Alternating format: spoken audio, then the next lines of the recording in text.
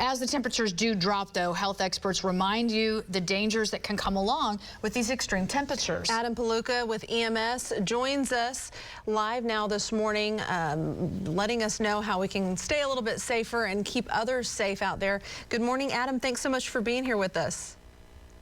Good morning. I hope everybody is heeding our main #1 tip, which is if you can, stay at home.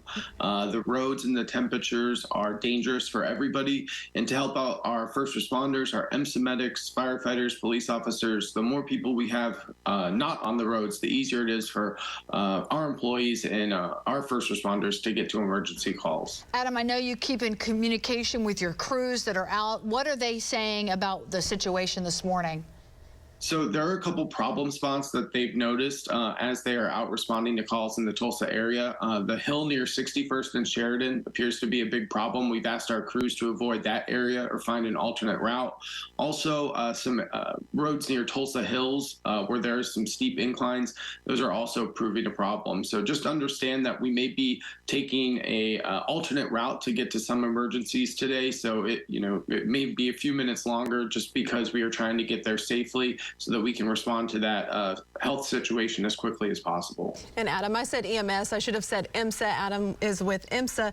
Let's talk about just the slick roads and the slick sidewalks. We saw one of our storm trackers trying to walk, and he was slipping and sliding all over the place. That can be really dangerous for folks who are getting out and about. Yeah, the majority of slips and falls that happen in snowy or icy conditions happen within 10 feet of somebody's house. So usually it happens because somebody's not wearing the proper footing when they go grab the paper, get the mail, get a package from Amazon. You need to be prepared every time you step outside on these slick surfaces. So that means shoes with great grip and traction. Make sure you're layered up, because if you happen to slip and fall and break a bone and you're immobilized, you are going to be outside for a while. Always make sure you have your cell phone with you as well, so that you're able to call 911 if you do need some help. I think that's the best tip right there, making sure you have that phone with you at all times. I do want to talk a little bit about space heaters, trying to stay warm. We've talked about many of the shelters that are available here in town, but some people think, oh, I can just have my space heater going all day, or I can open the oven. These are dangerous situations that you don't want to put yourself in those instances. Yeah, extremely dangerous. Each year we see a handful of incidents where somebody's using a non-traditional method to heat their home, whether it be a collection of space heaters, whether it be household appliances like an oven or a stove. That's why we were really encouraging everybody to check in with their loved ones, make sure that folks who may be on a fixed income or worried about home heating costs are not using those alternate methods, because those can lead to carbon monoxide poisoning. They're a fire hazard, and more than anything, they're not intended to heat your home, so they're probably not going to do a good job of it, and your house is going to become very cold very quickly with these sub-freezing temperatures. You mentioned having the cell phone with you to call 911 in case something happens. What are some other things people need to have with them if they do plan on traveling? So first and foremost, that phone's super important.